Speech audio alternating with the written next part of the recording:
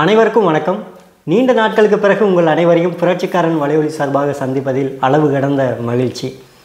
தமிழ்நாட்டு அரசியல் ரொம்ப ஒரு தீவிரமான ஒரு களத்தை நோக்கி நகர்ந்து கொண்டு இருக்கிறது.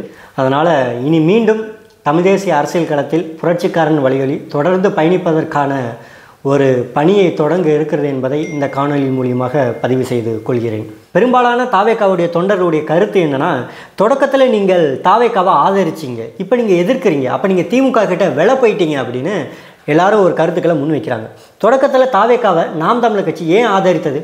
விஜய் ஒரு தமிழன், அவர் ஒரு புதியதாக அரசியலுக்கு வர்றாங்க. அண்ணன் சீமான் அவர்களோடு தனிப்பட்ட முறையில் அவர் நிறைய சந்திப்புகள் நடந்து இருக்கிறது. அரசியல் சார்ந்த கருத்துக்கள் அங்கு பகிர்ந்து கொள்ளப்பட்டு இருக்கிறது. நிறைய ஆலோசனைகள் விஜய் அவர்கள் சீமான் அண்ணனிடமிருந்து பெற்றுக்கொண்டு இருக்கிறாங்க. அப்போ இதையெல்லாம் வைத்து பார்க்கும்பொழுது விஜய் அவர்கள் ஏதோ ஒரு மாற்றத்துக்கான அரசியலை தான் முன்வைக்க போகிறாங்க, அப்போ அவர் வரட்டும் அப்படிங்கிற ஒரு நல்லெண்ணத்தின் அடிப்படையில் தான் அண்ணன் சீமான் அவர்களும் நாம் தமிழர் கட்சியும் நிறைய உலக தமிழர்களும் அதை வரவேற்று இருந்தாங்க. இன்றைக்கி பலரும் வைக்கக்கூடிய கேள்வி என்னென்னா, தாவேக்காவை எதிர்க்க வேண்டிய தேவை என்னன்னு நாம் தமிழர் கட்சியை நோக்கி கேள்வி வைக்கிறாங்க. அதே கேள்வியை நம்மளும் முன் வைக்கிறோம். மாநாட்டினுடைய கொள்கை, கட்சியினுடைய கொள்கை, உங்களுடைய எதிர்கால திட்டத்தை பற்றி பேசுவதை விட்டு நாம் தமிழர் கட்சியை ஏளனம் செய்வதற்கும் அண்ணன் சீமானருடைய கருத்துக்களை அங்கு பதிவிட்டு அங்கு கிண்டல் நையாண்டி செய்வதற்கும் என்ன அவசியம் இருக்குது? அதேபோல் கட்சியின் கொள்கை தலைவர்களாக 5 பேர் தேர்ந்தெடுக்கப்படுகிறார்கள். அந்த 5 பேருமே ஒருவருக்கொருவர் தொடர்புடைய எந்த ஒரு சித்தாந்தமும் கிடையாது. ஒவ்வொருவரும் ஒவ்வொரு சித்தாந்தத்தில் பயணித்தவர்களாக இருக்கிறாங்க. அப்படி இருக்கும்போது அதுவே ஒரு கொள்கையில் மிகப்பெரிய ஒரு பிழையாக பார்க்கப்படுகிறது.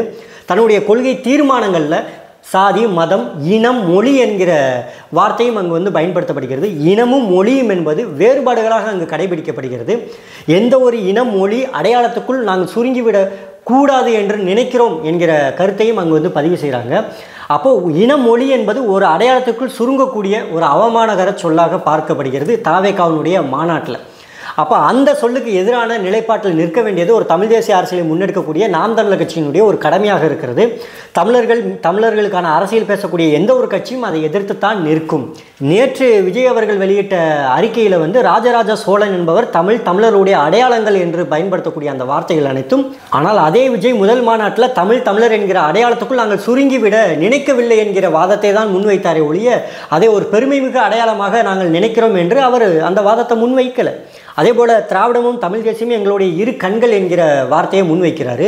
அப்போ இது போன்ற ஒரு கருத்துக்களை முன்வைத்த பிறகு அரசியலில் கொள்கை ரீதியாக இயங்கக்கூடிய ஒரே கட்சி நாம் தமிழர் கட்சி மட்டும்தான். அப்படிப்பட்ட நாம் தமிழர் கட்சி இங்கு கொள்கைக்கு எதிராக யார் வந்தாலும் அந்த சித்தாந்தத்தை நாங்கள் எதிர்த்து அரசியல் செய்வோம் என்கிற நிலைப்பாட்டில் தான் அண்ணன் சீமான் அவர்கள் தொடர்ந்து தாவேக்காவினுடைய அரசியலை எதிர்த்து வந்திருந்தாங்க. இப்பொழுது தீவிரமாக எதிர்க்க வேண்டிய அவசியம் என்ன அப்படின்னா, சமீப காலமாக அவருடைய செயல்பாடுகளை பார்க்கும் பொழுது தமிழ்நாட்டில் அதிகாரத்திற்கு வர வேண்டும் என்கிற நோக்கத்தை தவிர இங்கு எந்த ஒரு சித்தாந்த மாறுபாடும் கிடையாது. எந்த ஒரு அரசியல் மாற்றமும் அவர்களிடத்தில் நம்மளால் பார்க்க முடியல. ஒரு திமுகவுடைய அசல் நகலாகத்தான் இன்றைக்கி தாவேக்காவினுடைய அரசியல் நகர்வுகள் இருக்குதே ஒழிய உளமாற அங்கு களத்தில் அதற்கான அரசியலை முன்னெடுத்து கொண்டு போயிட்டு இருக்கிறாங்களான்னா கிடையாது. நாம் தமிழர் கட்சி சொல்கிறது பாஜகனுடைய இந்துத்துவ அரசியல் என்பது மிக ஆபத்தானது, அது இந்த மண்ணுக்கும் மக்களுக்கும் எதிரானது. தமிழர்கள் நாங்கள் இந்துக்கள் கிடையாது, நாங்கள் தமிழர்களை மரபு வழி நிற்கக்கூடிய சைவர்கள், வீர சைவர்கள் என்று முன்னிறுத்துது. அதே போல் தாவேக்கா என்று நாங்கள் இந்துக்கள் கிடையாது என்கிற வாதத்தை முன்வைக்குமா? ஆனால் தாவேக்காவினுடைய மாநாட்டில் இந்து மதத்தினுடைய அடையாளமாக இருக்கக்கூடிய அந்த பகவத்கீதையை நீங்கள் வாங்குறீங்க. அது உங்களுடைய சனாதனத்திற்கு ஆதரவான ஒரு நிலைப்பாடாக தெரியவில்லையா? அதே போல் திமுகவுடைய பி டீம் தான் இன்னைக்கு நாம் தமிழர் கட்சியாக மாறி நிற்கிறது. எங்களை எதிர்ப்பதற்கு திமுகவிடம் விலை போய் விட்டார்கள் நாம் தமிழர் கட்சி என்று தாவேக்கா சமூக வலைதளத்தில் உருட்டுது. கையில் 6 இன்ச்சில் ஒரு அலைபேசியை வைத்துக்கொண்டு திமுகவிற்கு எதிராகவும் பாஜகவிற்கு எதிராகவும் சமூக வலைதளத்தில் ஒரு கருத்து பதிவு செஞ்சுட்டா நீங்கள் உடனே உங்கள் கொள்கை எதிரியும் அரசியல் எதிரியும் தீவிரமாக எதிர்க்கிறீங்கன்னு நாங்கள் நம்பணுமா? இதுக்கு பேர் அரசியலா? இது மட்டும்தான் அரசியலா என்று கேட்கிறோம். களத்தில் இதுவரை திமுக இந்த 70 ஆண்டு காலமாக தன்னை அசைக்க முடியாத சக்தியாக நிலைநிறுத்தி கொண்டிருக்கிறது. காரணம் என்ன? அந்த அளவுக்கு ஒரு நச்சுத்தன்மை இருக்கக்கூடிய ஒரு அரசியலை இந்த மண்ணில் விதைத்து இருக்கிறது. அந்த அரசியலை நீங்கள் வேரோடு புடுங்கி எறியணும் அப்படின்னா அந்த 6 இன்ச் அலைபேசியை வைத்துக்கொண்டு அறிக்கை விடுவதனாலேயோ கருத்து பதிவிடுவதனாலேயோ ட்ரெண்ட் செய்வதனாலேயோ மட்டும் உங்களால் எந்த ஒரு மாற்றத்தையும் இந்த மண்ணில் நிகழ்த்திவிட முடியாது. அது திமுகவிற்கு எதிராக வழக்கிற்கு அஞ்சாமல், மிரட்டலுக்கு அஞ்சாமல், அவர்களுடைய எந்த ஒரு அடக்குமுறைக்கும் ஒடுக்குமுறைக்கும் அஞ்சாமல் களத்தில் துணிந்து நின்றால் மட்டும்தான் திமுகவை இந்த மண்ணிலிருந்து வேரோடு புடுங்கி வீச முடியும். அதை 15 ஆண்டு காலமாக தமிழ்நாட்டு அரசியலில் மிக தீவிரமாக செய்து கொண்டிருக்கக்கூடிய ஒரு அரசியல் கட்சி யாருன்னா அது நாம் தமிழர் கட்சி. இதுவரை திமுகவை எதிர்த்ததற்காக நாம் தமிழர் கட்சியின் மீது எத்தனையோ வழக்குகள், எத்தனையோ சிறை அடக்குமுறை, ஒடுக்குமுறை, எத்தனையோ போராட்டத்திற்கான அனுமதி மறுப்பு.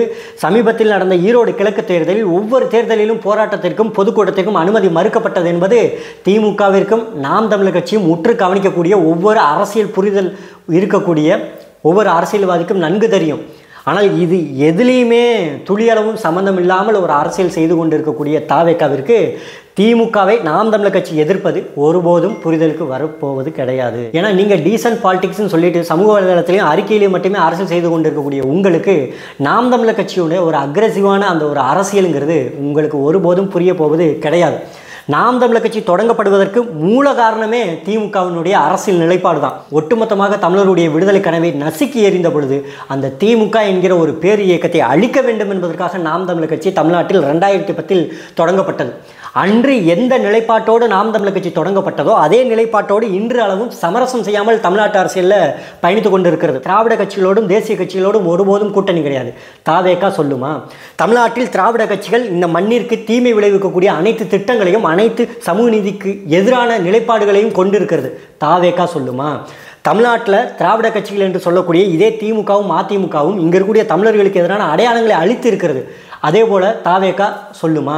நாம் தமிழர் கட்சி திமுகவும் அதிமுகவும் ஒரே தராசில் வைத்து பார்க்கிறது. இருபெரும் கட்சிகளும் மிகப்பெரிய ஊழல்வாதிகள், மிகப்பெரிய அயோக்கியர்கள், பச்சை துரோகிகள், இந்த தமிழ் மண்ணுக்கும் தமிழ் மக்களுக்கும் எதிரான அரசியலை கொண்டிருப்பவர்கள்.